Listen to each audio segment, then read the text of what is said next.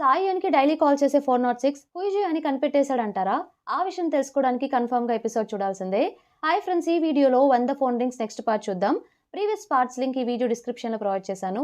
First ఆ videos చూసి ఇది కంటిన్యూ చేయండి, లేకపోతే కన్‌ఫ్యూజ్ అయిపోతారు. అలాగే చాలా మంది వీడియోస్ చూస్తున్నారు కానీ ఎవరు సబ్స్క్రైబ్ చేసుకోవట్లేదు. ప్లీజ్ ఫ్రెండ్స్, తప్పకుండా మన ఛానల్‌ని సబ్స్క్రైబ్ చేసుకోండి.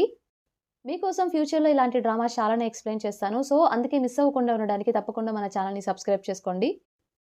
ఎపిసోడ్ స్టార్టింగ్‌లోనే సాయియాన్, హుయిజు అక్కడే హాల్‌లో పడుకుంటారు.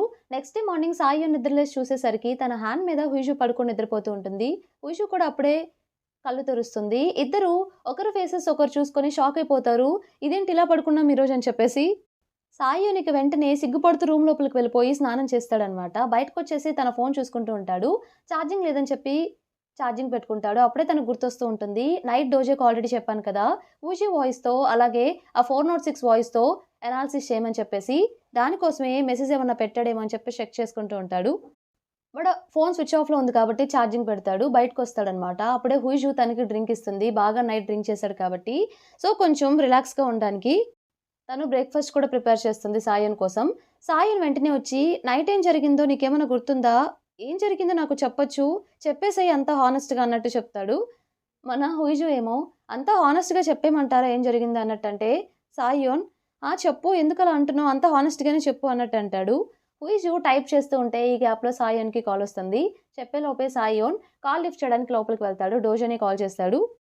"మీరు బానే ఉన్నారా? నైట్ నుండి నేను మీకు కాల్ చేస్తూ ఉన్నాను. బట్ స్విచ్ ఆఫ్ వస్తుంది. మీకు మెసేజ్ పెట్టాను, చెక్ చేసుకున్నారా?" అంటే సాయియోన్, "మెసేజ్ పెట్టావా?" అని చెప్పేసి వెంటనే చూస్తాడు. ఆ మెసేజ్‌లో 99.9% ఆ 406 వాయిస్‌కి, 406 ఆల్రెడీ ఫీమేల్ అని కనిపెట్టారు కదా! ఆ వాయిస్‌కి ఇంకా మన హుయిజు వాయిస్‌కి మ్యాచ్ అయింది అన్నట్టు ఆ రిజల్ట్ వస్తుంది. ఆ మెసేజ్ చూడగానే సాయియోన్ షాక్ అవుతాడు. అంటే 406 ఎవరో కాదు, హుయిజునా అని చెప్పేసి. ఆ రోజు ఆఫీస్‌కి వెళ్ళగానే డోజేతో ఒక డిస్కస్ చేస్తూ ఉంటాడనమాట. డోజే ఏం చెప్తాడంటే, ఇప్పటి వరకు స్టార్టింగ్ నుండి ఇప్పటి వరకు ఏం జరిగిందో ఇవన్నీ అనాలిసిస్ చేసి నేనొక కంక్లూజన్‌కొచ్చాను. మీకు ఫోన్ ఎవరైతే ఆ 406 చేస్తున్నారో అతనికి ఈ బాంబ్ ఎక్స్‌ప్లోడ్ చేసిన అతను, కిడ్నాప్ చేసిన అతనికి ఎటువంటి సంబంధం లేరు. వీళ్ళిద్దరూ డిఫరెంట్ పర్సన్స్. అసలు వాళ్ళిద్దరికీ కనెక్షన్ ఉందో లేదో కూడా మనకి క్లారిటీగా తెలీదు అన్నట్టు చెప్తూ ఉంటాడు. అప్పటికే సాయియోన్‌కి అసల డైజెస్ట్ చేసుకోలేకపోతూ ఉంటాడనమాట ఆ న్యూస్. ఏంటసల హుయిజు ఇలా ఎందుకు చేస్తుందని చెప్పేసి. ఫస్ట్ నువ్వు 406కి అలాగే ఆ కిడ్నాపర్‌కి రిలేషన్ ఏంటో కనుక్కో అన్నట్టు చెప్తాడు. తర్వాత సాయియాన్‌కి సైన్ లాంగ్వేజ్ క్లాస్ ఉంటుంది. హుయిషుయే కదా సైన్ లాంగ్వేజ్ నేర్పిస్తూ ఉంటుంది. సో, హుయిషు రాగానే ఫస్ట్ ఇలా క్వెషన్ చేస్తాడు. "నువ్వేం చేసినా పర్లేదు, తప్పులు చేసినా నేను నిన్ను క్షమించాలనుకుంటున్న దాన్ని సైన్ లాంగ్వేజ్‌లో ఎలా చేస్తారో చూయించు" అంటే హుయిషు చూయిస్తూ ఉంటుంది.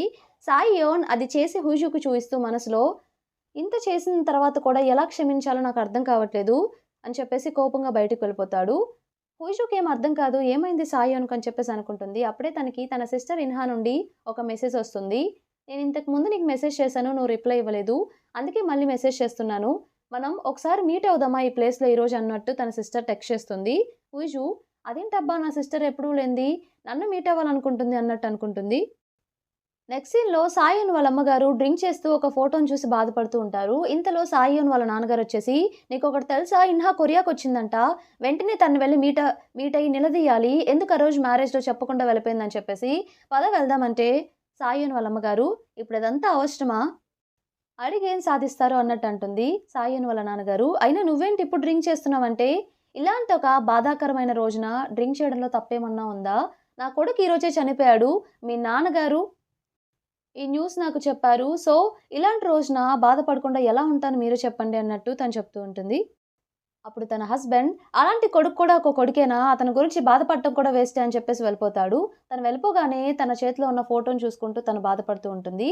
యాక్చువల్లీ సాంగ్యూ అప్పుడు ఒక ఆర్ఫనేజ్ గురించి చెప్తూ ఉంటాడు కదా! తను ఒక రూమ్‌లోకి వెళ్తే అక్కడ ఒక మాస్క్ పెట్టుకున్న ఒక చిన్న అబ్బాయి క్యాట్‌ని తోక కోసాడు, చంపేశాడు అని చెప్పేసి. అతను ఎవరో కాదు, మన ఇప్పుడీమ ఎవరి ఫోటో అయితే చూస్తుందో ఆ అబ్బాయే అన్నట్టు మనకి చూయిస్తారు. బట్ బ్యాక్ స్టోరీ ఏంటో మనకి క్లియర్‌గా ఇంకా చూయించరు. ఆ రోజు ఈవినింగ్ హుయిషు తన సిస్టర్‌ని వెళ్లి ఆ ప్లేస్‌కి వెళ్లి మీట్ అవుతుంది. తను వెళ్ళేసరికి తన సిస్టర్ బ్యాక్ సైడ్ తిరిగి వాటర్‌ని చూస్తూ ఉంటుంది. హుయిషు వెళ్లి తన సిస్టర్‌ని పలకరిస్తుంది. తన సిస్టర్ హుయిషుతో నడుచుకుంటూ ఇలా మాట్లాడుతూ ఉంటుంది. "నీకు తెలుసు కదా! యాక్సిడెంట్ వల్ల నేను డెఫ్ అయ్యానని చెప్పేసి. సో, చిన్నప్పుడు చాలా హాస్పిటల్స్‌లో ట్రై చేశాం. బట్ ఎవరు ఇది సక్సెస్ అవుతుందని చెప్పలేదు. ఫైనల్లీ అబ్రాడ్లో నేను రీసెంట్గా ఆపరేషన్ చేయించుకున్నాను, నాకు సర్జరీ అయింది, ఇప్పుడు నేను డెఫ్ కాదు, నాకు బాగానే వినిపిస్తుంది అన్నట్టు చెప్తుంది. అలాగే నువ్వెందుకు ఇంకా మాట్లాడకుండా అలానే ఉన్నావు అన్నట్టు క్వశ్చన్ చేస్తే హుయిజు వెంటనే టైప్ చేసి, అంటే నేను మాట్లాడగలనని నీకు తెలుసా అంటే తెలుసు అన్నట్టు చెప్తుంది. హుయిజు కోపంగా అక్కడ నుండి వెళ్ళిపోతూ ఉంటుంది. ఇన్హా హుయిజుని ఆపి ఏమైంది నీకు అంటే హుయిజు సైన్ లాంగ్వేజ్లో ఇన్హాతో ఇలా మాట్లాడుతూ ఉంటుంది. అంటే దీని అర్థం ఏంటి, చిన్నప్పుడు నువ్వు డెఫ్ అని చెప్పేసి నేను మాట్లాడతానని నీకు తెలిసినా కూడా ఎప్పుడు నాకు మాట్లాడు అని చెప్పలేదు, ఎందుకంటే నువ్వు డెఫ్ అని. ఇప్పుడు నీకు చెవులు బాగా బాగా వినిపిస్తున్నాయి కాబట్టి నీకేం ప్రాబ్లం లేదని నన్ను కూడా మాట్లాడమని చెప్తున్నావా, ఇది ఎక్కడ న్యాయం? ఎప్పుడు మీరు నన్నెప్పుడు ఎవరు అర్థం చేసుకోలేదు అని చెప్పేసి తను కోపంగా వెళ్ళిపోతుంది. తను బయటికి వెళ్ళగానే ఇన్హా ఒక మెసేజ్ పెడుతుంది. ఏమనంటే దాన్ని చదివేస్తుందనమాట. హుయిజు ఏమని పెడుతుందంటే, యాక్చువల్లీ నన్ను ఒక క్వెషన్ అడిగావు కదా, నేను వెళ్ళిపోవడం వల్లే నీకు సాయానికి మ్యారేజ్ అయిందని చెప్పేసి, దాంట్లో నాకు ఎటువంటి సంబంధం లేదు. సో నేను వెళ్ళిపోదామని ఫిక్స్ అయిన తర్వాత సాయియోనే నిన్ను పెళ్లి చేసుకుంటానని అడిగాడు. లేకపోతే నేను వెళ్ళిపోయిన విషయం ఎక్కడికి వెళ్ళానో అన్నీ అందరికీ చెప్పేస్తా అన్నాడు. నాకు వేరే ఆప్షన్ లేక సో ఓకే నీ ఇష్టం అన్నట్టు చెప్పాను.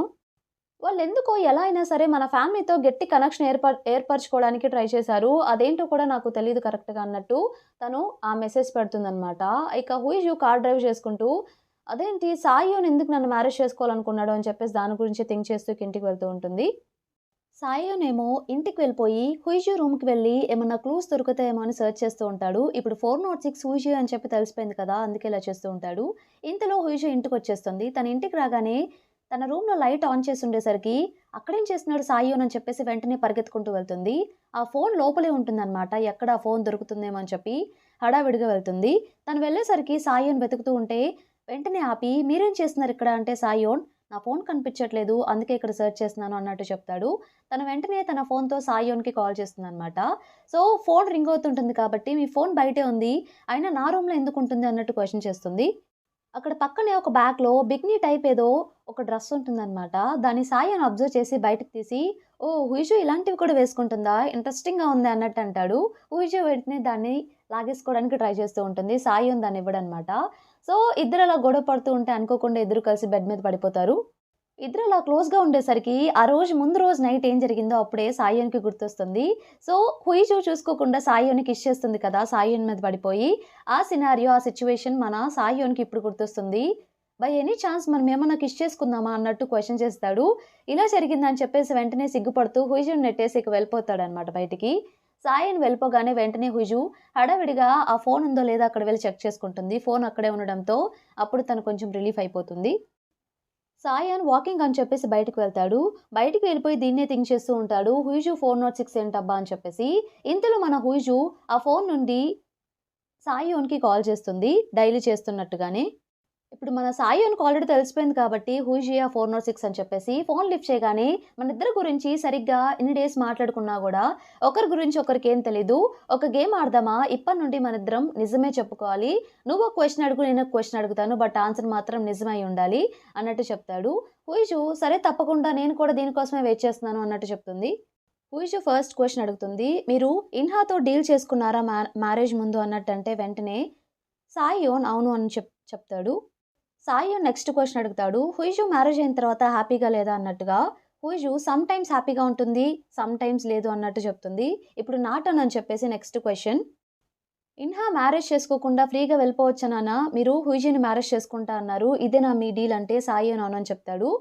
ఇంకా ఏంటంటే చిన్నప్పుడు హుయిజు మా ఇంటి పక్కనే ఉండేది. నాకెప్పుడు నైట్ టైమ్స్ కొన్ని కలలొస్తూ ఉండేవి. అప్పుడు బయటకొచ్చేసి తన ఇంటి వైపు, తన రూమ్ వైపు చూస్తూ ఉంటే తను సైన్ లాంగ్వేజ్‌లో ఏదో ప్రాక్టీస్ చేస్తూ ఉండేది. ఇప్పటికి నాకు గుర్తుంది. ఆ ఇంట్లో ఎప్పుడు తను హ్యాపీగా లేదు. ఎప్పుడు నవ్వేది కూడా కాదు. సరిగ్గా మాట్లాడేది కూడా కాదు. అందుకే తన లైఫ్‌లో కొంచెం హ్యాపీనెస్‌ని నేను తీసుకొద్దాం అనుకున్నాను. అక్కడ నుండి తప్పించుకొని తన లైఫ్ తను బ్రతకాలి అని చెప్పి నేను అనుకున్నాను. అందుకే తనని మ్యారేజ్ చేసుకున్నాను. మ్యారేజ్ అయిన తర్వాత హ్యాపీగా ఉంటుందనుకున్నాను. అలాగే బై ఎనీ ఛాన్స్ హుయిజుకి సిన్సియారిటీ తన హస్బెండ్ నుండి ఎఫెక్షన్ కావాలని కోరుకుంటుందేమో అని నాకనిపిస్తుంది. ఒకవేళ హుయిజుకి అవే కావాలనుకుంటే నేను ఇవ్వడానికి రెడీగా ఉన్నాను. ఎందుకు తను ఒక కిడ్నాపర్‌తో చేయి కలిపి నీతో డివోర్స్ ఇవ్వాలని చెప్పి అనుకుంటుందో నాకేం అర్థం కావట్లేదు. నేను తనకి ప్రేమను చూపించడానికి రెడీగా ఉన్నాను అన్నట్టు చెప్తాడు. అలాగే ఒకవేళ ఈ ఎఫెక్షన్ నేను చూయిస్తే హుయిజు డివోర్స్ వద్దని చెప్పి అంటుందా? మీరు నాకు చెప్పండి. ఇక మీరు నాకు కాల్ చేయకుండా ఉంటారా? నేను ఇష్యూని బాగా చూసుకొని ప్రేమిస్తే అన్నట్టు క్వశ్చన్ చేస్తే పూజ అప్పుడు సాయం తన ఎదురుగా కూర్చొని మాట్లాడుతున్నట్టే ఫీల్ అవుతుంది. వెంటనే మీరు నిజంగా ఎఫెక్షన్ చూయించాలనుకుంటే ఇంతకుముందు ఎందుకు తనతో ఎప్పుడు సరిగ్గా ఉండకుండా కోప్పడేవాళ్ళు? అలాగే తను చనిపోయినా కూడా మీకు పర్వాలేదన్నారంటే దాని అర్థం ఏంటి అన్నట్టంటే, అప్పుడు సాయి అని ఇలా చెప్తాడు. "నీకు ఒకటి అర్థం కాలేదు. నేను హుయిజుని దూరంగా పెట్టింది ఎందుకంటే, ఎప్పటికైనా తను ఫ్రీగా తన లైఫ్ బతకాలని చెప్పేసి, నా వల్ల తను డిస్టర్బ్ అవ్వకుండా నాకు తెలుసు తనకి మ్యారేజ్ ఇష్టం లేదని చెప్పేసి, అందుకే నేను ఫోర్స్ చేయాలనుకోలేదు. ఎస్కేప్ అయ్యి తన లైఫ్ తను బ్రతకాలని చెప్పేసి, తన సంతోషం కోసమే ఇదంతా చేశాను. తనకి నిజంగా నాతో కలిసి హ్యాపీ లైఫ్ జీవించాలనుంటే, నేను అది ఇవ్వడానికి రెడీగా ఉన్నాను" అన్నట్టు చెప్తాడు. దానికేమంటారంటే హుయిజు అప్పుడు, "అది మీరు చేసే పనిని బట్టి ఉంటుంది. ఒకవేళ మీరు నిజంగానే తనని ప్రేమగా చూసుకుంటే, మేబీ ఇక తను డివోర్స్ కోరుకోదేమో చెప్పలేను" అన్నట్టు చెప్పి కాల్ కట్ చేస్తుందనమాట. ఇంతటితో మనకి ఈ పార్ట్ కంప్లీట్ అయిపోతుంది. ఈ పార్ట్ మీకు నచ్చిందనుకుంటున్నాను. నచ్చితే తప్పకుండా ఛానెల్‌ని సబ్స్క్రైబ్ చేయండి. అలానే వీడియోని లైక్ చేయండి. Thank you for watching.